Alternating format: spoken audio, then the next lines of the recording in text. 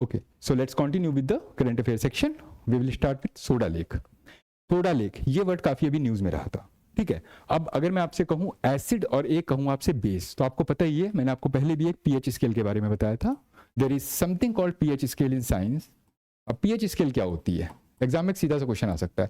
PH scale होती है किसी भी तरह के सॉल्यूशन या किसी भी तरह के सॉल्वेंट का या मतलब कोई भी ऐसे द्रव्य का एक पीएच वैल्यू डिटरमाइन करना, मतलब उसका नेचर क्या है उस एक्वस सॉल्यूशन का. तो या तो वो एसिडिक हो सकता है, बेसिक हो सकता है. एसिडिक मतलब होता है that kind of the thing, tartaric acid and all. आपको पता है, आप नींबू चाटते हो कैसा फील आता है, तो एक तरह का एसिड है. टमाटर खाते हो उसमें भी एक तरह का एसिड होता है, that kind of the thing, कोई भी ऐसी चीज. ठीक है, और एक होता है आपका बेस. अब आपसे क्वेश्चन है सॉल्ट क्या होता है, एसिडिक होता है कि बेसिक होता है? कमेंट सेक्शन में ड्रॉप कीजिए. उसका पीएच नंबर एग्जैक्टली कितना होता है, पीएच स्केल और कुछ इंपॉर्टेंट सॉल्यूशंस उनका पीएच वैल्यू क्या है.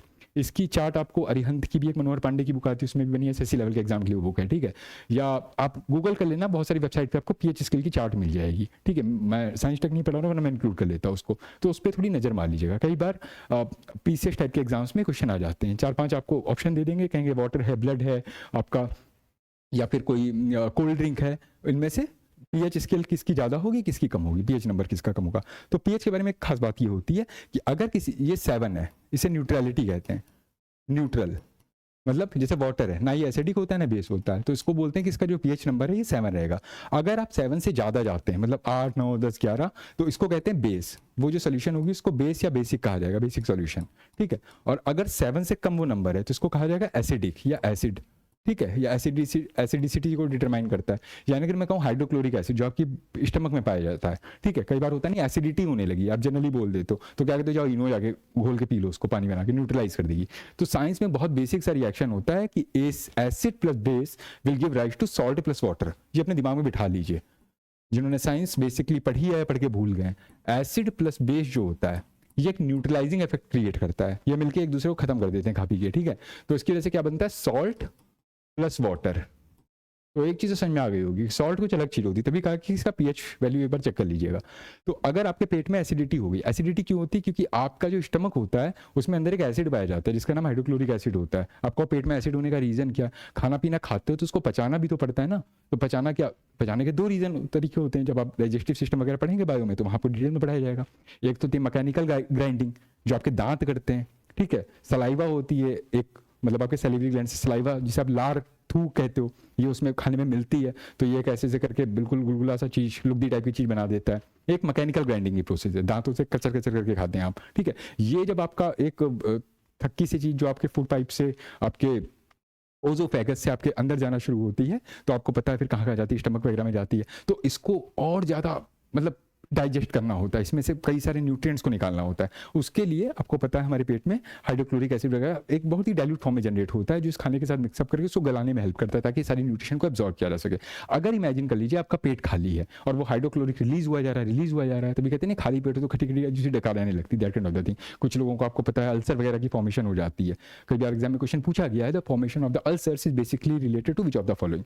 तो it is because of the release of the hydrochloric acid in your by the action of the hydrochloric acid on the your stomach linings. जब पेट में कुछ है ही नहीं वहाँ पे दबा के वहाँ हाइड्रोक्लोरिक एसिड निकला जा रहा है, तो पेट की लाइनिंग को इफेक्ट करेगा. वहाँ पे जैसे तेजाब नहीं होता, आपने कहीं डाल दिया, sulphuric acid H2SO4 king of chemicals. तो हाइड्रोक्लोरिक एसिड एक एसिड की डाइल्यूटेड फॉर्म होती है बेसिकली, H2SO4 से थोड़ा सा कम होता है इफेक्टिव. एनीवे, तो वो एसिडिटी क्रिएट कर देता है. जब आपको अपने पेट की एसिडिटी को मारना है तो आप क्या कहते हो, सोडा वोडा पी लो कुछ. ठीक है, यानी कि कोई बेसिक कंपोनेंट ले लो, तो एसिड प्लस बेस मिलकर क्या बना देगा, सॉल्ट प्लस वाटर. वो डकार वगैरह आने लगेगी, सब अपना गैसेस फॉर्म में निकल जाएगा. ठीक है, शांत हो जाएगा पेट अपना. ठीक है, तो ये आपको बेसिक चीज याद रखनी है. तो एसिड में और क्या क्या चीज आती है, अगर मैं कहूँ ब्लड कहाँ आता है, एसिडिक या बेसिक, तो याद रखिएगा ब्लड 7 से थोड़ा सा ज्यादा होता है, यानी कि वो बेस में आएगा. मिल्क किस में आएगा, मिल्क में एक मेजर कंपोनेंट लैक्टिक एसिड होता है ना. अब आप बताइए किस में आएगा, एसिड में आएगा, बेस में आएगा. और चीजें देख लीजिएगा, रेनफॉल वगैरह का क्या होता है, एसिडिक रेनफॉल किसे कहते हैं.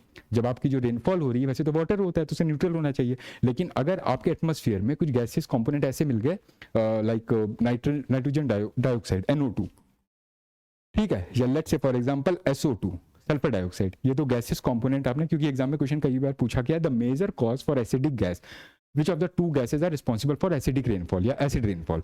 तो आपको आंसर मारना नाइट्रोजन डाइऑक्साइड या नाइट्रस ऑक्साइड्स, ये भी एक आंसर हो सकता है. नाइट्रस ऑक्साइड्स, इसमें NO2 भी आता है और NO भी आता है, या N2O भी आता है. ठीक है, तो नाइट्रस ऑक्साइड्स का मतलब यही होता है कि नाइट्रोजन होगा और ऑक्सीजन होगा, वेरिएंट्स होंगे, और एक होता है आपका सल्फर डाइऑक्साइड SO2। अब इमेजिन कर लीजिए पानी गिर रहा है छप छप H2O यानी कि वाटर, तो H2O के साथ जब NO2 मिलेगा तो it will make HNO3 nitric acid. इसको क्या बोलेंगे आप? Nitric acid.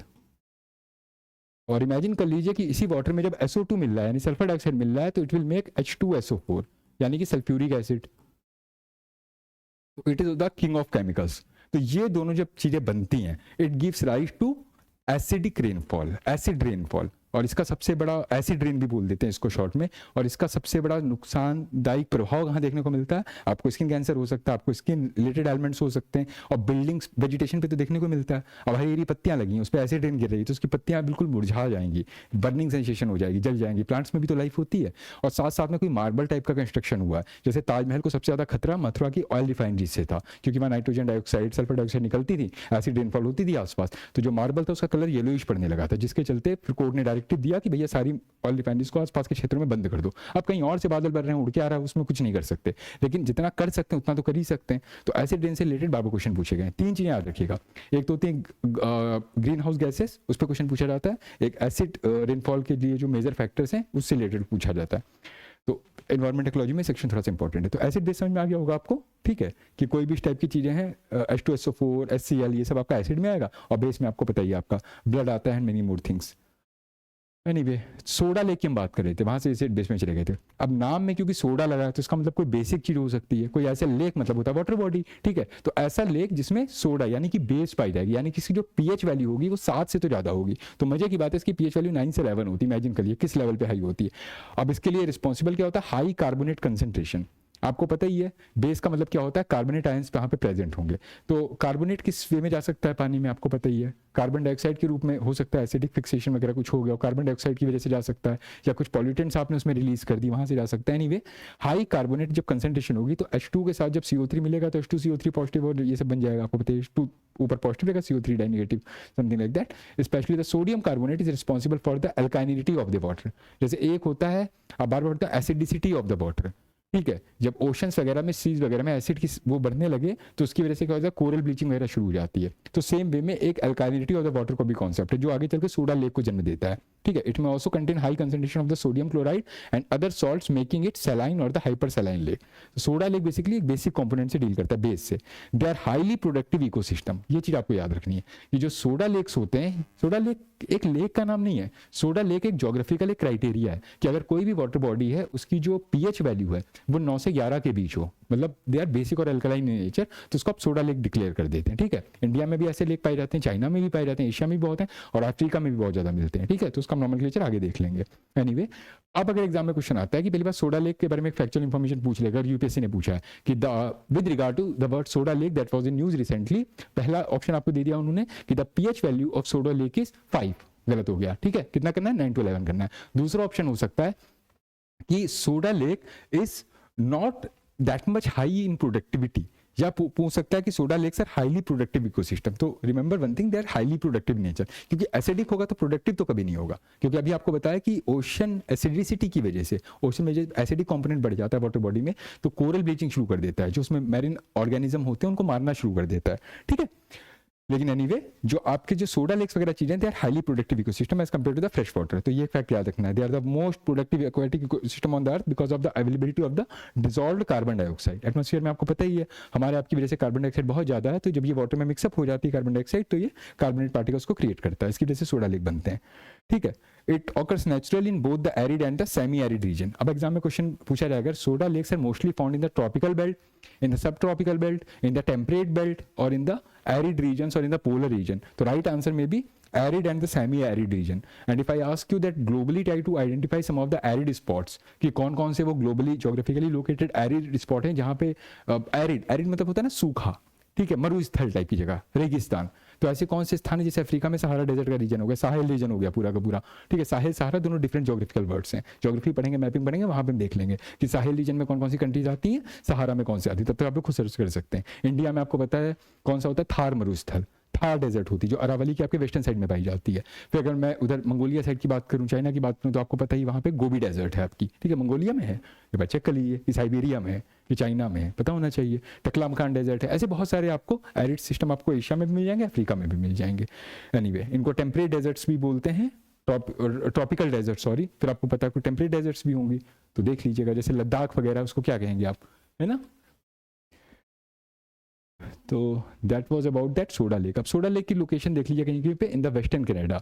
ये जो अभी हमको स्पॉट हुआ है जिस वजह से न्यूज में आता है, it was found in western Canada. अब कुछ फैक्ट्स हैं like Africa and the Asia have the highest number, जो मैं आपको बता चुका हूँ। Most of the soda lakes are found in Africa, they are located in the eastern coast of Africa, specially in the Kenya, Tanzania and the Ethiopia. अब क्योंकि soda lake news में है, अफ्रीका न्यूज में है, तो थोड़ा सा rift lake जान लीजिएगा, ठीक है। कौन कौन से लेक रिफ्ट वैली लेक में आते हैं और कौन सा ऐसा लेक है जो दुनिया के one of the largest lakes में आता है, लेकिन still it is not a part of rift lake. Rift lake पता है क्या होता है? रिफ्ट मतलब क्या होता है? खाई, खंती।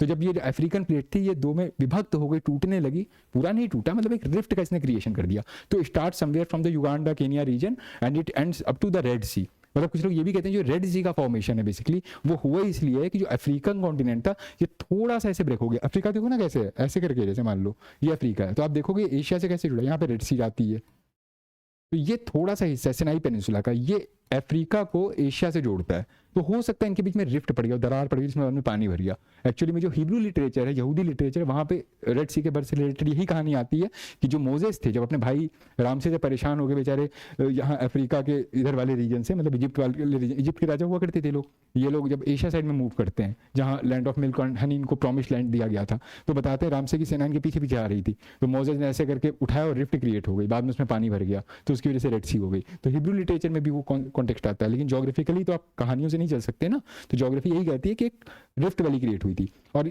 वही सारी रिफ्ट अफ्रीका में ऐसे ऐसे करके कई जगह पे बनी, जहां बाद में पानी भर गया, तो इनको रिफ्ट लेक बोलते हैं, ठीक है। अब आपका काम है सर्च करिए ऑन द इंटरनेट और what ever the like the sources जा रहे होंगे। अच्छा एक चीज ध्यान रखिएगा, जब भी इंटरनेट पे सोर्सेज कुछ भी चेक किया करिए, कोई भी इंफॉर्मेशन, उसको 3-4 जगह से वेरीफाई कर लिया करिए, क्योंकि कई बार क्या होता है कि ऑथेंटिसिटी नहीं आप क्लेम कर सकते हैं, किसी साइट को जाके बाद में एग्जाम में नहीं कोट कर सकते, मैं फलाने ट्यूटोरियल से पढ़ लिया था, वहाँ से पढ़ लिया था, ठीक है। तो इंटरनेट में कभी भी चेक, विकीपीडिया को तो पहली बात तो वेरीफाई भी मत करिए, विकीपीडिया पे ओपन साइट आपको पता है कोई भी कुछ भी लिख के चला जाता है, ठीक है। तो बहुत ही ऑथेंटिक वेबसाइट्स का यूज़ करिएगा, ठीक है। जैसे नेशनल ज्योग्राफिकल सोसाइटी करके है, वो बहुत ऑथेंटिक इन्फॉर्मेशन ज्योग्राफी से रिलेटेड इन्फॉर्मेशन के बारे में देती है। बाकी कोशिश करिए एनसीईआरटी बुक से ही डील करिए, लेकिन कभी कभी कुछ ऐसी चीज़ें हैं जो आपको एनसीईआरटी में नहीं मिलेंगी, जैसे सोडा लेक वगैरह, आई डोंट थिंक उन्होंने अभी तक बहुत ज़्यादा उस पर अपडेट करके रखा होगा, ठीक है। तो ऑथेंटिसिटी थोड़ी ध्यान रखिएगा। फिर रिफ्ट लेक के बारे में देख लेना, लेकिन बता देता हूँ जो लेक विक्टोरिया अफ्रीका का, it doesn't comes under the rift lake वाला कोनोटेशन। ये जो लेक विक्टोरिया वहाँ का, अब आपका काम है देखना कि लेक विक्टोरिया के आसपास 3-4 कौन सी कंट्रीज हैं। युगांडा है कि उसमें आपकी एक बोलते हैं केनिया है, तंजानिया है, 3-4 कंट्रीज हैं जो लेक विक्टोरिया को सराउंड करती हैं, ठीक है, उनके नाम। ये रिफ्ट लेक में नहीं आता है, तो रिफ्ट लेक के बारे में देख लेना। अपार्ट फ्रॉम दैट आपको बताइए सोडा लेक की बात करें तो लेक नेट्रॉन है तंजानिया में, it is the most outstanding lakes in Africa. India and China also have the highest number of soda lakes in Asia. Some of the soda lakes in Asia lake Van, लोक सोकार और पैंगसोंग lake. Pangong lake आपको पता ही कहाँ पे है, अभी issue में हुआ था, चाइना के साथ इशू चल रहा था हमारा, लद्दाख रीजन में, अक्साई रीजन वाला जो एरिया है वहाँ पे पड़ता है। एक लेक जम्मू में, तो ये सबकी लोकेशन देख लेंगे एक बार। एक और वर्ड में न्यूज़ में रहा था हज़रत निज़ामुद्दीन औलिया की दरगाह, अभी रिसेंटली न्यूज़ में आई थी। वैसे तो हर बार ये सरस्वती पूजन के आसपास न्यूज़ में रहती है, क्योंकि वैशाख, जब ये वैशाखी मतलब क्या बोलते हैं, वैशाख पूर्णिमा या समथिंग रिलेटेड टू सरस्वती एक पूजा होती है वैशाख से रिलेटेड, वैसाखी या समथिंग जो भी आप कहना चाहें, तो उस दिन क्या होता है कि निज़ामुद्दीन औलिया की दरगाह पे प्रॉपर उसको फेस्टिव वे में मनाया जाता है, पूरा येलो कलर से उसको सेलिब्रेट करते हैं, कव्वाली वगैरह भी होती है, क्योंकि ऐसा बोला जाता है कि हज़रत निज़ामुद्दीन औलिया हु बिलोंग टू चिश्ती सिलसिला। अब यहाँ पे थोड़ा सा सूफी उस पर आ जाते हैं।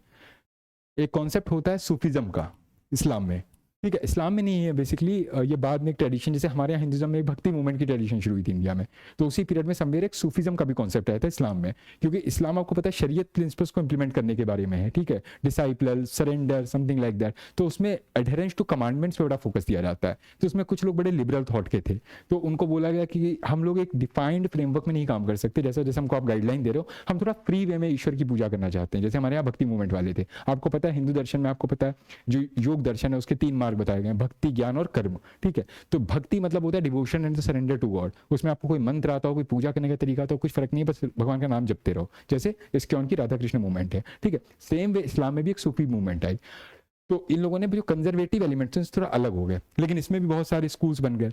2 मेजर ग्रुप बने, एक था आपका बेशारा और एक था आपका बाशारा। ठीक है, तो बे का मतलब होता है बिना, किसी चीज के बिना, विदाउट, और बे का मतलब होता है विद, इंक्लूडिंग समथिंग, जैसे बेहया, बिना शर्म का, दैट काइंड ऑफ, बेशरम बेहया, that kind of the thing. तो वैसे बेशारा, शारा मतलब होता है शरीयत।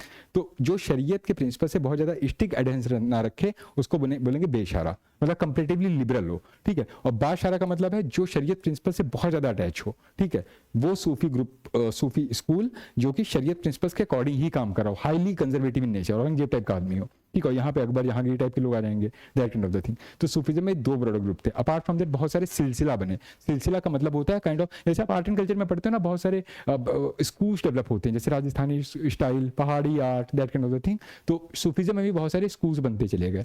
ठीक है, तो जिनका नाम दिया गया सिलसिला। तो सिलसिला में कॉन्सेप्ट होता था मीर और एक मिनट, पीर और मुरीद का, पीर एंड मुरीद।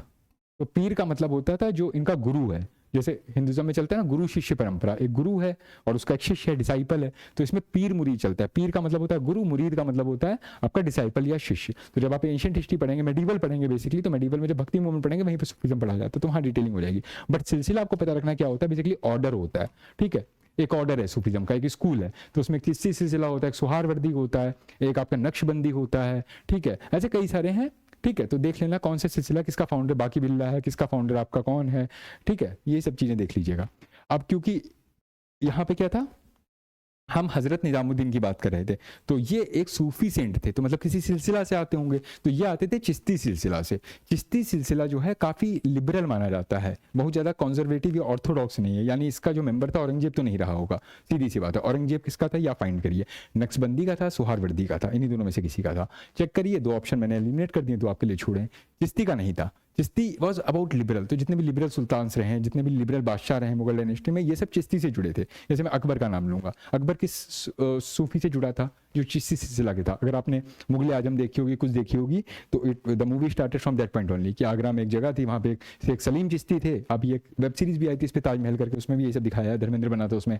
एनीवे, तो सलीम चिश्ती जो थे वो अपना बैठे हुए थे वहाँ पे, तो अकबर जाता है, कहता है मेरे बच्चा नहीं हो रहा, that kind of the thing. वो कहते हैं ठीक है हो जाएगा, जाओ, दैट काइंड ऑफ द, एक उनको वरदान दे देते हैं। तो उसकी वजह से जब अकबर का बच्चा होता है तो उसका नाम उन्हीं सलीम चिश्ती के नाम पे सलीम रखते हैं, जिसका नाम आगे चल के सलीम या जहांगीर हो जाता है। ठीक है, तो इसीलिए जो फतेहपुर सीकरी का फोर्ट अकबर ने बाद में डेवलप कराया, वहां पे शेख सलीम चिश्ती की दरगाह भी बनवाई। यानी अगर एग्जाम में आपसे क्वेश्चन पूछा जाता है कि try to locate 3 prominent places that are associated with Chishti silsila, तो उसमें एक तो आपकी आ जाएगी फतेहपुर सीकरी का जो शेख सलीम चिश्ती की दरगाह बनी हुई है। अगर आप फतेहपुर सीकरी गए होंगे तो आपने देखा होगा वहां पे जो बुलंद दरवाजा लगा है, उसके जस्ट सामने पूरा व्हाइट कलर के मार्बल का स्ट्रक्चर बना हुआ है। ठीक है, वो सलीम चिश्ती की दरगाह है, व्हाइट कलर का पूरा बना है, डोम वोम बना है, बहुत सुंदर सा बना है। और बाकी जो फतेहपुर सीकरी का एरिया वो रेड सैंडस्टोन का बना हुआ है। तो ये बेसिक चीज याद रखिएगा। सलीम चिश्ती की दरगाह कहाँ पड़ती है, आगरा में पड़ती है। एक्जैक्टली कहाँ पे पड़ती है, फतेहपुर सीकरी में पड़ती है, जो कि आपके आगरा यानी यूपी और राजस्थान के बॉर्डर पे लोकेटेड है, बिल्कुल वहाँ पे डेजर्ट एरिया शुरू हो जाता है। ठीक है, और इंपॉर्टेंट चीज क्या है वहाँ की, बुलंद दरवाजा उसी प्रॉक्सिमिटी में, बुलंद दरवाजे पे आप खड़े होंगे तो आपको सामने दिखाई देगी, मतलब सलीम चिश्ती की दरगाह। तो आगरा से यूपी से एसोसिएटेड हो गया। दूसरी हजरत निजामुद्दीन औलिया की दरगाह है, ये भी चिश्ती सिलसिला के थे। इनकी लोकेशन कहाँ है, आपके दिल्ली में लोकेटेड है। इनसे जुड़े हुए एक आदमी का नाम याद रखिएगा, एक म्यूजिक से रिलेटेड बहुत बड़ा नाम है, अमीर खुसरो, जिनको अलाउद्दीन खिलजी ने तोताई हिंद की उपाधि दी थी। ठीक है, और अमीर खुसरो ने बहुत सारे म्यूजिकल इंस्ट्रूमेंट का भी मतलब इन्वेंशन किया था, डिस्कवरी की थी, बहुत सारी गायन शैली को भी डेवलप किया था, और he was very good like in music and all, art and culture के बारे में डिटेल में पढ़ेंगे। तो अमीर खुसरो जो थे वो यूपी के ही किसी डिस्ट्रिक्ट से बिलोंग करते थे।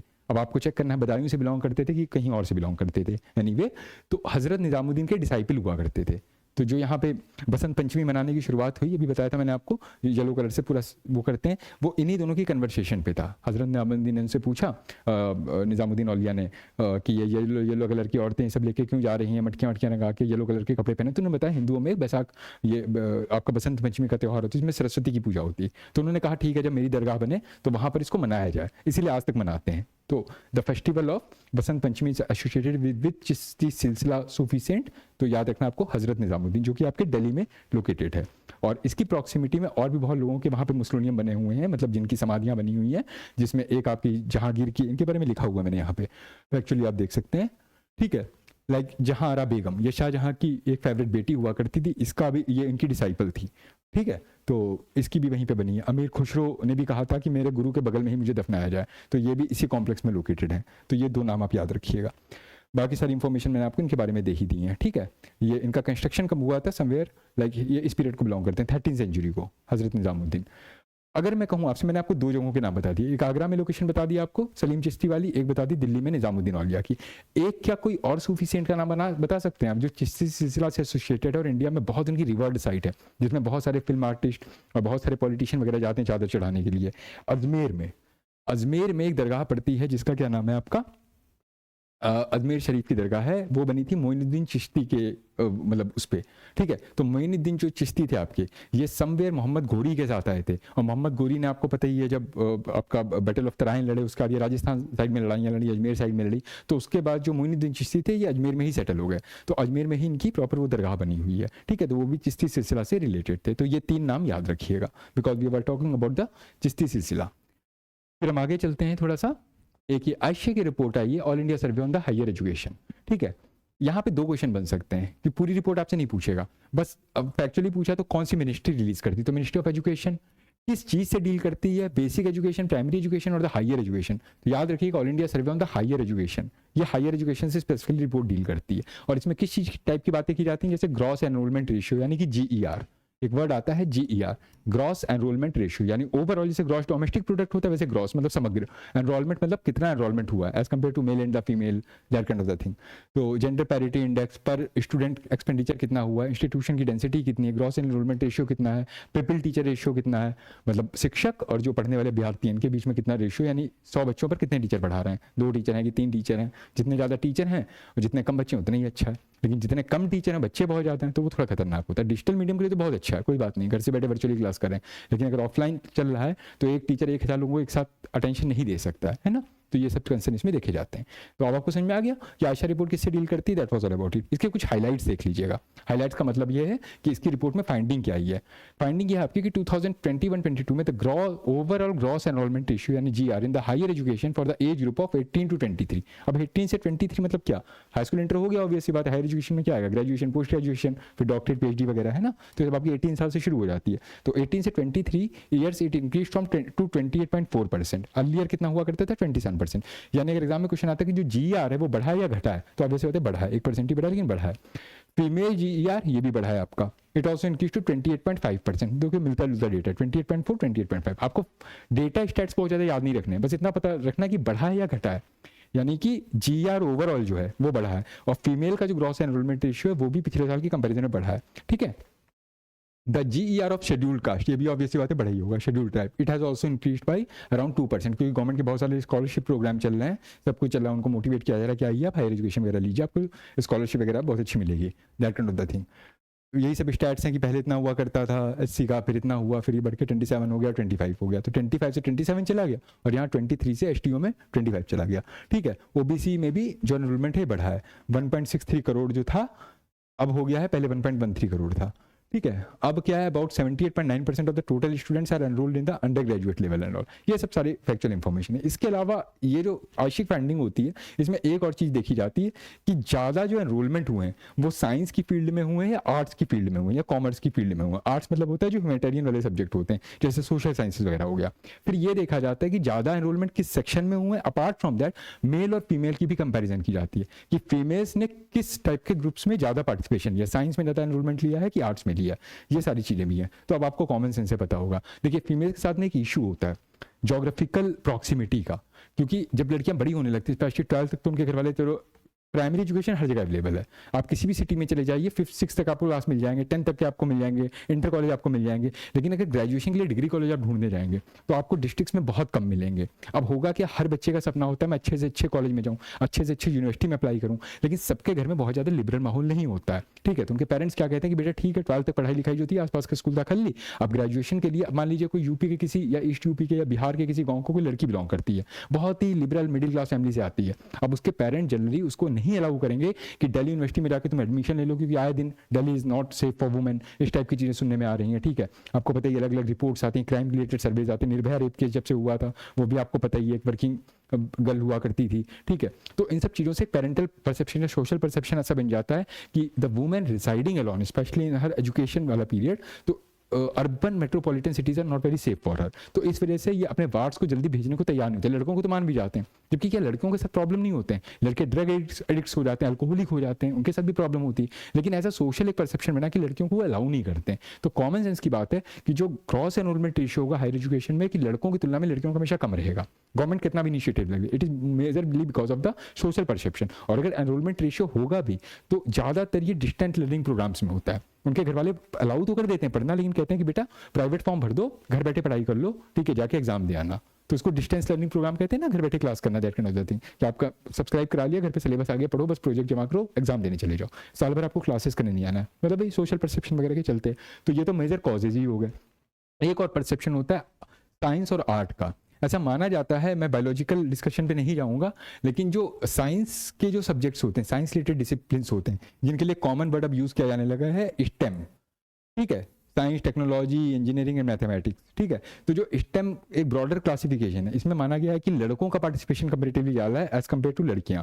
और जो गवर्नमेंट है ये बार बार चाहती है कि लड़कियों का भी पार्टिसिपेशन बढ़े। अच्छा, इस चीज़ को हाईलाइट करने के लिए लोग क्या करते हैं, दिखाते हैं, जैसे मंगलयान हमारा मिशन था, तो आपको पता है ये मेजरली जो मंगलयान मिशन हुआ था, इसमें सबसे ज़्यादा पार्टिसिपेशन औरतों का था। इसको लेके कि इन्होंने अक्षय कुमार की एक मूवी भी बनी थी, उसी चीज़ पर हाईलाइट किया था, विद्या बालन वगैरह सबको ले लिया था उन्होंने। वो ये एक फ्लैगशिप की तरह दिखाना चाहते हैं। और बात भी सही है कि देखिए, womens are achieving many thing, they are achieving many milestone in many like fields, be it your science, be it your, आपको पता ही है, जैसे स्पोर्ट्स हो गया, तो हमारे यहाँ से अगर कह दिए इंडिविजुअल स्पोर्टिंग कि कोई भी इवेंट हो, उसमें पहला गोल्ड तो नहीं कह सकते, चलिए ठीक है, ब्रॉन्ज मेडल तो लाई थी कर्णम मल्लेश्वरी फ्रॉम हरियाणा। उससे पहले सिर्फ को हमको हॉकी में मिलते थे, और फिर जब एक बार कर्णम मल्लेश्वरी को मिल जाता है, उसकी देखिए आप हरियाणा में देखेंगे बिल्कुल से एकदम से स्पोर्टिंग कल्चर बहुत तेजी से बढ़ जाता है, ठीक है। तो गवर्नमेंट का काम है सोशल परसेप्शन को चेंज करना, और एक दो ऐसे रोल मॉडल मिल जाए तो मजा आ जाता है। That kind of the thing is happening, ठीक है। तो यही सब आयशा फंडिंग में मिलता है। Among streams at the post graduate level, graduation की बात की है क्या, enrolment is highest in the arts, ये among disciplines at the under graduate level, मतलब जो ग्रेजुएशन वाला होता है उसमें एनरोलमेंट किसमें हाईएस्ट होगा, हमेशा आर्ट्स में ज़्यादा होगा, याद रखिएगा। आर्ट्स में होने का रीज़न यही होता है कि 12th तक पेरेंट्स डिसाइड करते हैं, और ग्रेजुएशन आता है तो बच्चे कहते हैं यार सिविल्स की तैयारी करनी है, या पेरेंट्स ने कह दिया चलो सिविल्स की तैयारी करनी है, तो सिविल्स के लिए आपको पता है साइंस वाइंस लेना फिर बहुत हेक्टिक हो जाता है, तो कहते हैं चलो ह्यूमैनिटी का सब्जेक्ट पकड़ लेते हैं। तो एक बड़ा रीज़न ये भी है अंडर ग्रेजुएट प्रोग्राम्स में। और स्पेशली जो लड़कियां पढ़ती हैं वो ज़्यादातर डिस्टेंस लर्निंग क्योंकि कर रही हैं, तो वो आर्ट्स, क्योंकि साइंस को आप डिस्टेंस लर्निंग से नहीं पढ़ सकते। आप कहते हैं मैं इंजीनियरिंग कर रहा हूँ डिस्टेंस लर्निंग से, आप कैसे कर लोगे, प्रैक्टिकल नहीं कर पाओगे, वाइवा नहीं दे पाओगे। तो और साइंस सिस्टम अलाउ भी नहीं करती डिस्टेंस लर्निंग इस लेवल पर, जितना आर्ट्स में अलाउ हो जाता है। सोशियोलॉजी पढ़ दो, एंथ्रोपोलॉजी पढ़ दो, घर बैठे कर रहे हो, जाके बस नोट्स पर ले जाके पेपर दिया, ईजी नहीं होता है। लेकिन कंपेरेटिवली जो साइंस वाला स्ट्रक्चर चल रहा है, मैथमेटिक्स आप घर बैठ के नहीं डिस्टेंस लर्निंग प्रोग्राम से graduation, post graduation, engineering, PhD में नहीं कर सकते हैं। तो ये सब चीज़ें होती है, जिसके चलते अंडर ग्रेजुएट लेवल में जो एनरोलमेंट हुआ है आर्ट्स में सबसे ज़्यादा है, followed by science, then commerce and then followed by the engineering and technology. यानी एग्जाम में अगर क्वेश्चन आता है कि जीआर जो है आपका आर्ट्स और इंजीनियरिंग में, या साइंस और इंजीनियरिंग में किस में ज़्यादा है, तो इंजीनियरिंग टेक्नोलॉजी में अभी सबसे कम देखने को मिलता है। नो डाउट बीटेक के बहुत कॉलेजेस हैं, लेकिन तब भी कंपेरेटिवली स्टैट्स यही बता रहे हैं। अगर पोस्ट ग्रेजुएशन लेवल की बात करें तो maximum students are enrolled in the social science. Again वहाँ आर्ट्स की बात हो रही थी, यहाँ सोशल साइंस, और उसमें भी वही होता है, बैठे बैठे चलो यार ठीक है आर्ट्स का सब्जेक्ट 2 साल में पूरा हो जाएगा, हमें भर देते हैं, हमें सोशियोलॉजी कर लेते हैं, हमें फिलोसफी कर लेते हैं, हमें एंथ्रो कर लेते हैं, एक सीरीज का सब्जेक्ट ले लेंगे, ये भी एक रीज़न है, फॉलोड बाय द साइंस, ठीक है। एमटेक तो भैया छोड़ ही दीजिए, साइंस जनरल का ये रेशियो, एमटेक तो बहुत कम लोग कहते हैं जिनको मतलब लिटरली एकेडमिक्स में जाना होता है। In fact many of the BTech graduates, उनका ऑब्जेक्टिव क्या रहता है कि ठीक है यार बीटेक कर लिया, अब एमबीए करके कॉर्पोरेट पकड़ लेते हैं, तो वो एमटेक वगैरह में बहुत कम जाते हैं। तो यही सब इसमें स्टैंडर्ड्स हैं, ठीक है। फिर बाकी वही सब दिया, नंबर ऑफ यूनिवर्सिटीज़ इस देश कॉलेजेस इतने हैं, ये सब आपके एग्जाम के लिए बहुत रेलिवेंट नहीं है, जो मेजर डेटा था बता दिया। अब आपका आता है सिल्क। सिल्क बेसिकली ये ज्योग्राफी से रिलेटेड वर्ड है, ठीक है, तो ज्योग्राफी के सेक्शन को कवर करता है, लेकिन नो डाउट ये करंट अभी न्यूज़ में रहा था। उसका रीज़न ये है कि अभी जो रिपब्लिक डे का टिबलाय था उसमें झारखंड जो स्टेट है उसके टिबलाय में इन्होंने क्या यूज़ किया था, the skill of the tribal women in the production of the tussar silk. अब यहाँ आपको एक चीज़ समझ में आ गई होगी कि सिल्क की एक प्रजाति होती है जिसका नाम टसर है, तो ऑब्वियसली बात है और भी प्रजातियाँ होंगी, जैसे एक मूगा होती है, ठीक है, और भी कई तरह की भारत में 3-4 प्रजातियाँ पाई जाती हैं, आप देख लीजिए, मैंने लिस्ट भी बनाई थी, मलबरी, एरी, टसर एंड मूगा, ये 4 हैं, ठीक है। तो जो झारखंड होती है वहां पे कौन सी पाई जाएगी, टसर सिल्क। पहला क्वेश्चन ये है, it's a type of the wild silk which is made of the silk worm that feed on the plants like the आसन एंड द अर्जुन। ये बहुत इंपॉर्टेंट है क्योंकि टसर सिल्क इस बार के रिपब्लिक डे परेड में डिपिक्ट की गई है। तो पहला क्वेश्चन, कहाँ प्रोडक्शन होता है, झारखंड में होता है, तभी तो डिपिक्ट करने की कोशिश करें। और ये सिल्क आपको पता है सिल्क वॉर्म बनाते हैं, सिल्क वॉर्म जो होते हैं एक तरह का कीड़ा होता है, वो बुनता है, उससे हम सिल्क एक्सट्रैक्ट कर लेते हैं। अब आपका काम है ढूंढना the cultivation of the silk या एक्सट्रैक्शन ऑफ द सिल्क, इस प्रोसेस का साइंस में नाम क्या है, उसको सेरिकल्चर बोलते हैं या और कुछ बोलते हैं। सर्च करिए, कमेंट सेक्शन में ड्रॉप कीजिए। तो जिन सिल्क वर्म से टसर सिल्क बनाई जाती है, वो सिल्क वर्म कुछ खाता पीता भी तो होगा, ठीक है। अब क्या खाएगा वो, ब्रोकली तो खाएगा नहीं, सीधी सी बात है। या फिर इमेजिन कर लीजिए, आप कह दीजिए कि वहाँ पे टमाटर की चटनी बनाई थी पराठे के साथ, वो खा लिया, आम का अचार खा लिया, वो सब नहीं खाता है। वो किसी प्लांट्स पे सर्वाइव करते हैं, इस टाइप के जो इंसेक्ट होते हैं। तो ये सर्वाइव करता है आपके आसन और अर्जुन पे, ये आपको ध्यान रखना है। इसका जो फैब्रिक होता है ये नेचुरल गोल्डन कलर का होता है, और इसमें कुछ शेड भी मिलते हैं, ऑरेंज ब्राउन, ये से बहुत ज़्यादा इंपॉर्टेंट है। बस याद रखना गोल्डन कलर का थोड़ा शेड रहता है इसमें, ठीक है। और इसके बहुत सारे नॉमेनक्लेचर हैं। पाया कहाँ जाता है globally, China, Sri Lanka and Bangladesh, और नो डाउट इंडिया में तो होता ही है, झारखंड में, ठीक है। India is the second largest producer of the tussar silk and the exclusive producer of the Indian tussar, मतलब उसको नाम ही मिला Indian tussar.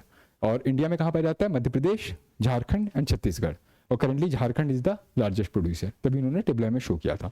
Apart from that other type के सिल्क पे नजर मार लीजिए आप, एक होती है आपकी मलबरी, एक होती है एरी और टसर, और आपकी मूगा। बस आपको स्टेट पता होनी चाहिए। अब मलबरी सिल्क जो है ये आपकी बॉम्बिक्स मोरी एल नाम के सिल्क फॉर्म से डिराइव होती है, जो कि जैसे वो असन और अर्जुन में सर्वाइव करता है, ये आपके मलबरी प्लांट पे सर्वाइव करता है, ये वाला कीड़ा, ठीक है। It contribute to around 90% of the world silk production. तो ऑब्वियस सी बात है, सबसे ज्यादा कॉन्ट्रीब्यूशन अगर पूछा जाए एग्जाम में किस सिल्क का है, मलबरी का है, टसर का है, कि एरी का है या मूगा का है, तो आपका आंसर क्या होगा, मलबरी होगा। और इंडिया में 5 स्टेट में पाई जाती है, कर्नाटका, आंध्र प्रदेश, तमिलनाडु, वेस्ट बंगाल एंड गुजरात। अब यहाँ ध्यान रखने वाली बात है, ये आपको आसम में नहीं मिल रहा है, आसम नहीं लिखा हुआ है, झारखंड नहीं मिल रहा है, तो ये याद रखना आसम और झारखंड में नहीं पाई जाती, क्योंकि बाकी 3 जो आपकी सिल्क की स्पीसीज हैं, तीनों आसम में जरूर पाई जाएंगी। एरी सिल्क है, ठीक है, it is form from the caterpillar of the समनिया, ये बहुत इंपॉर्टेंट नहीं है, इंपॉर्टेंट है नॉर्थ ईस्ट स्टेट में पाया जाता है ये, क्योंकि ये कैटरपिलर यहाँ पाया जाता है, तो एरी सिल्क भी नॉर्थ ईस्ट में मिलती है। कहाँ, in the tribal areas of Assam. मैंने कहा नहीं कि मलबरी छोड़ दी तो बाकी सब आपको आसम में मिलेंगी। टसर सिल्क की बात करें तो छत्तीसगढ़, बिहार, वेस्ट बंगाल एंड आसम, मध्य प्रदेश, झारखंड तो है ही, ठीक है। फिर आपकी मूगा सिल्क आती है, ये कहाँ मिलेगी आपको, widely found in the Assam. Apart from that इसमें कुछ भी इंपॉर्टेंट नहीं, बस एक बार नजर मारिएगा, बाकी ज्योग्राफी में डिटेल में आप पढ़ेंगे। फिर आता है आपका फुटाला लेक, ये न्यूज़ में रहा था, और ये न्यूज़ में क्यों रहा था, क्योंकि सुप्रीम कोर्ट ने एक डायरेक्टिव दिया था अभी स्टेट गवर्नमेंट को, like the Maharashtra state government, कि आप अपना जो मेट्रो रेलवे प्रोजेक्ट बना रहे हैं, इसकी वजह से फुटाला नाम का एक लेक पड़ता है, जैसे एक जमाने में आरे फॉरेस्ट पड़ते थे महाराष्ट्र में, वो समय न्यूज़ में रहे थे, वहाँ पे डिफॉरेस्टेशन किया जा रहा था ताकि वहाँ की मेट्रो रेल को डेवलप किया जा सके। तो उसी तरह से एक फुटाला लेक पड़ता है। तो सुप्रीम कोर्ट ने महाराष्ट्र गवर्नमेंट को आस्क किया कि आप जो भी कंस्ट्रक्शन का काम कर रहे हैं, इससे इस लेक पे खतरा आ रहा है, इस काम को अपना थोड़ा बाधित कर दीजिए, थोड़ा रोक दीजिए। तो बस इतना याद रखना, फुटाला लेक की लोकेशन क्या है। It is believe to be more than 200 years old and spread over 90 acres. Exact location कहाँ है, नागपुर में है, ठीक है। इसको बिल्ड किसने किया था 200 साल पहले, नागपुर के जो भोसले किंग थे। अब आपका काम है भोसले डायनेस्टी के 3-4 राजाओं के नाम ध्यान रखिए। शिवाजी कौन से क्लान को बिलोंग करते थे, शिवाजी जो थे इसी क्लैन से एसोसिएटेड थे, ठीक है। भोसलेस, एग्जैक्ट लोकेशन नागपुर थी इनकी। फिर आता है एक आपका वर्ड न्यूज़ में रहा था, फ्री मूवमेंट रिजीम, FMR। ये न्यूज़ में क्यों रहा था, क्योंकि मणिपुर जल रहा है, मणिपुर में काफ़ी टाइम से, पिछले 1 साल से वहाँ पे सिविल वॉर छिड़ा हुआ है, बहुत सारी समस्याएं हो रही हैं। तो Manipur was in news recently, ठीक है। तो because Manipur was in news, तो that's why Myanmar will become in news, ठीक है। म्यांमार और मणिपुर का बॉर्डर आपको मिलता ही है। तो एक क्वेश्चन है कि म्यांमार से हमारी कौन सी स्टेट्स का बॉर्डर शेयर होता है। The options are Arunachal Pradesh, Assam, Assam तो आपको पता ही है नहीं टच होगा, आसम आपके इधर से लैंडलॉक हो जाता है इस साइड से, मतलब ईस्ट साउथ ईस्ट साइड से। तो अरुणाचल प्रदेश मैंने मान लीजिए दे दिया ऑप्शन में, तो अपने दिमाग में बिठाना, आसम का तो बॉर्डर नहीं टच होगा, आसम अंदर बढ़ जाता है। अरुणाचल प्रदेश, नागालैंड, मणिपुर, मिजोरम और त्रिपुरा, कौन से स्टेट से इनका बॉर्डर आपका म्यांमार से टच होता है। अब वहां पर ये कॉन्सेप्ट आता है फ्री मूवमेंट रिजीम। अब हुआ क्या है, जैसे फॉर एग्जांपल नॉर्थ ईस्ट में आपको पता ही है, लेट्स से फॉर एग्जांपल कुछ ऐसे स्टेट्स हैं, जैसे ऊपर आपका यहाँ पर अरुणाचल प्रदेश हो गया, ठीक है, नीचे आपका मान लीजिए नागालैंड हो गया, यहाँ पर आपका मणिपुर हो गया। अभी हम इन 3 स्टेट की बात करते हैं, आसम ऐसे करके कुछ निकलता है, ठीक है। और आपको पता ही इधर आपका क्या क्या पड़ेगा, मिजोरम, और इधर आपका ऐसे करके त्रिपुरा निकल जाएगा, ठीक है। और इधर आपका असम का एक्सटेंशन रहता है। मतलब मैंने ऐसे ब्रॉड सा सेग्रीगेशन बता दिया। अब मान के चलिए समवेयर आपका ये करके आपका ऐसे ऐसे करके आपका म्यांमार बना हुआ है। अब होता क्या है कि ये जो स्टेट रीऑर्गेनाइजेशन हुआ था, स्टेट फॉर्मेशन हुआ था, it was based on kind of administrative feasibility. तो कई बार ऐसा हुआ है कि कुछ एथनिक कम्युनिटी हैं जो यहाँ भी पाई जाती हैं और यहाँ भी पाई जाती हैं। Let's say for example Nagas, Naga जो है एक एम्ब्रेला वर्ड है, ठीक है। अराउंड 32 नागा ट्राइब्स हैं, जिसमें लोथा है, सीमा है, रेंगमा है, बहुत सारी ट्राइब्स मिलती हैं, जिसमें से 16 ट्राइब में एक्सक्लूसिवली नागालैंड में पाई जाती हैं, और बाकी जो 16 ट्राइब हैं वो नागालैंड में मिलती हैं और आसपास भी मिलती है, जैसे अरुणाचल प्रदेश में, आसम में, मणिपुर में और साथ साथ में म्यांमार में। इसी लोग डिमांड करते हैं कि हमें ग्रेटर नागालिम नाम का एक सेपरेट स्टेट बनाना है, ठीक है। अब हम मणिपुर की बात कर रहे हैं, तो मणिपुर की जो एथनिक कन्फिग्रेशन है, एथनिक डेमोग्राफी यहाँ की, वो कैसी है, यहाँ एक कम्युनिटी मिलती है मेतई, एक मिलती है कुकी, एक नागा बताया नहीं भी आपको, 16 ट्राइब एक्सक्लूसिव नागालैंड में नहीं, बाकी 16 डिस्ट्रीब्यूटेड है। और एक होती है पंगल। तो पंगल जो होते हैं मुस्लिम माइनॉरिटी कम्युनिटी से बिलोंग करने वाले लोगों को कहा जाता है। नागा जो होते हैं नागा कम्युनिटी के लोग होते हैं, ठीक है। मेतई जो होते हैं ये वैष्णवाइट हिंदूज होते हैं, दे आर वैष्णवाइट हिंदूज, ठीक है। और जो कुकी होते हैं ये वहां की एक एथनिक माइनॉरिटी कम्युनिटी है। अब इनका रिलीजन कुछ एग्जैक्टली वो नहीं, क्योंकि एथनिक रिलीजन मानते हैं। कुछ लोगों का ये मानना है ये आपके साउथ ईस्ट रीजन से मतलब रिफ्यूजी की तरह आए थे, मतलब मेजोरिटी में नहीं है, मेजोरिटी में मणिपुर में मेते ही हैं खाली, ये ध्यान रखना है। अब हुआ क्या था कि पिछले साल स्टेट गवर्नमेंट ने और सेंट्रल गवर्नमेंट ने डायरेक्टिव दिया जिसमें मेतेई को भी शेड्यूल्ड ट्राइब की कैटेगरी में रखा जाएगा। अब उससे आपके कुकी संप्रदाय वाले नाराज हो गए, उन्होंने कहा भैया ये लोग तो मेजोरिटी में है। टेक्निकली हम लोगों का क्या कहना है कि नॉर्थ ईस्ट में लमसम जितनी भी ट्राइब्स पाई जाती हैं सबको हम लोग शेड्यूल ट्राइब में काउंट कर लेते हैं। लेकिन वहां भी है कि एक स्टेट में एक कम्युनिटी बहुत पावरफुल रहेगी। जैसे नागाज में एक ट्राइब पाई जाती है, जैसे नागा का नहीं अम्ब्रेला वर्ड है 32 ट्राइब्स का, उसमें ट्राइब पड़ती है लोथा। तो लोथा मेरे जितने भी फ्रेंड हैं वहां के वो यही बताते हैं कि मतलब Lothas are the most dominant tribal community Nagaland Nagas के बीच में, ठीक है। तो कल को अगर लोथास को लेके स्टेट गवर्नमेंट कुछ कंसेशन दे दे तो बाकी ट्राइब जैसे सीमा है, रेंगमा है, इनको बुरा लग जाएगा। ये कहेंगे अरे यार ये लोग तो पहले से डोमिनेंट हैं, हर गवर्नमेंट सर्विस में इनका एक छत्र राज्य चल रहा है। तो यही चीज मणिपुर में हुई। तो मेतई और कुकी के बीच में विवाद शुरू हो गया जिसने एक सिविल वॉर के रूप में जन्म ले लिया। कुछ लोगों का ये भी कहना है कि करंट सेंट्रल गवर्नमेंट की अपैथी है कि नॉर्थ ईस्ट पे ध्यान नहीं दे रहे हैं। लेकिन ये बेसिकली पहली बात तो एक एथनिक कन्फ्लिक्ट है, इसके चलते वहां की स्टेट गवर्नमेंट को डिसॉल्व करके वहां पे आर्टिकल 356 लगा दिया गया, प्रेसिडेंट रूल वहां पे चल रहा है। तो मणिपुर से रिलेटेड सारी चीजें बहुत इंपॉर्टेंट हो जाती हैं। मणिपुर में एक लोकताक लेक पड़ता है जहाँ पे लेक शंघाई नाम का एक एंटीलोप मिलता है, डांसिंग डियर जिसको बोलते हैं, ठीक है। ये लेक लोकताक ही रीजन में मिलता है और दुनिया में कहीं नहीं पाया जाता। ये फैक्चुअल इंफॉर्मेशन है। लेक लोकताक जो है उसके बारे में बहुत खास बात यह है, उसको फ्लोटिंग लेक भी बोला जाता है। उसके ऊपर एक वनस्पति पाई जाती है, जैसे ये लेक है तो ऐसे ऐसे करके वेजिटेशन होती है सर्किल्स में, इसको फुमदी बोलते हैं, PHUMDI, phumdi. It's the kind of the vegetation that keeps on floating over the lake, जिसकी वजह से इसको फ्लोटिंग लेक बोलते हैं। आप उसके ऊपर चल सकते हैं, ठीक है, रह सकते हैं, लोगों ने घर बना रखे हैं उसके ऊपर। तो ये लोकताक लेक के बारे में इंफॉर्मेशन थोड़ी पता रखना। Apart from that something more was important about Manipur कि मणिपुर में आपको पता है जब इंडियन नेशनल आर्मी वाला वॉर हुआ था तो वहाँ पे INA मेमोरियल भी बना, ये भी थोड़ा ध्यान रखिएगा। डेमोग्राफी वगैरह मैंने आपको बताई दी। फिर एक और चीज़ बहुत इंपॉर्टेंट पड़ जाती है कि जो म्यांमार और मणिपुर का बॉर्डर है, यहाँ पर एक कॉन्सेप्ट चलता है फ्री मूवमेंट रिजीम का। बेसिकली कई स्टेट्स को कवर करता है लेकिन मणिपुर पे ज़्यादा इसका फोकस है। उन्होंने ये कहा था कि ये जो बॉर्डर है इसके 16 किलोमीटर इधर और 16 किलोमीटर उधर ट्रैवल करने के लिए आपको वीज़ा की जरूरत नहीं पड़ेगी। मतलब जब भी आप कोई ट्रांस बॉर्डर क्रॉस करते हो, जैसे इंडिया से आप पाकिस्तान जा रहे हो, इंडिया से आप अफगानिस्तान जा रहे हो या इंडिया श्रीलंका जा रहे हो, मतलब किसी भी अपनी कंट्री क्रॉस करके दूसरी में जाते हो आपको वीज़ा चाहिए। वीज़ा मतलब होता है काइंड ऑफ द परमिट, किस ऑब्जेक्टिव से जा रहे हो। पासपोर्ट और वीज़ा में अंतर पता ही होगा, पता कर लेना, ठीक है। पासपोर्ट एक डॉक्यूमेंट होता है, वीज़ा क्या होता है किस ऑब्जेक्टिव से, जैसे एजुकेशन पर्पज जाते हो एजुकेशन वीज़ा मिलेगा, हेल्थ वीज़ा मिलता है, ये सारे वीज़ा होते हैं, ट्रैवल वीज़ा सब कुछ रहता है, अलग अलग सबके प्रोविजन रहते हैं, कितने ड्यूरेशन का है क्या है।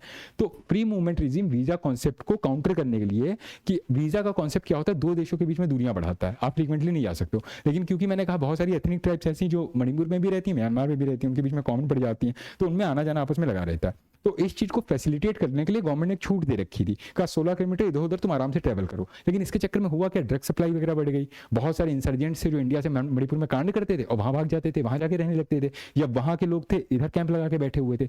तो होम मिनिस्ट्री ने क्या डिसाइड किया है कि पहली बात नॉर्थ ईस्ट के इस बॉर्डर की फेंसिंग की जाएगी। ये अभी 2-3 हफ्ते पुरानी न्यूज है, ठीक है, फेंसिंग वाला इशू है। तो याद रखिएगा ये मणिपुर के पर्सपेक्टिव में कहा गया, वहां पे जो इंसर्जेंसी वगैरह बढ़ रही है इसको रोकने के लिए। और दूसरी चीज कही गई कि FMR को हम डिसॉल्व करने की बातें कर रहे हैं, अब इसको खत्म कर दिया जाएगा। It recently said that the free movement regime agreement with the Myanmar it would be reconsidered to stop the border residents from moving into each others country without any paper work. Under FMER आपको बताया कि both the citizens of the India and the Myanmar they can travel up to 16 kilometre on either side of the Indo Myanmar border. यानी specifically Myanmar Manipur से नहीं deal करता है, बल्कि Myanmar जो इंडियन स्टेट्स हैं 16 किलोमीटर। अब कौन कौन से स्टेट हैं आप थोड़ा मैच कर लीजिए, ठीक है। That was all about it. तो FMR was implemented in 2018 as a part of the central government Act East policy. तो FMR का कॉन्सेप्ट कब आया था 2018 में।